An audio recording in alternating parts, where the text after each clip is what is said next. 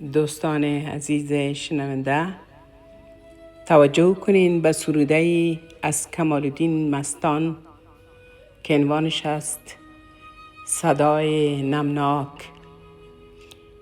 دیروز وقتی کسی نامت را گرفت، من صدایت را شنیدم. صدایت نمناک بود.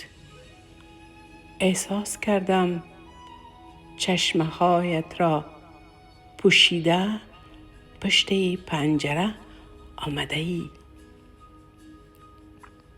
اما دیدم قطره های باران بودند که تنهایی ام را می گریستند. وای که گاه فاصله بین چشم و ابرو هم دراز و درازتر از صدها می گردد.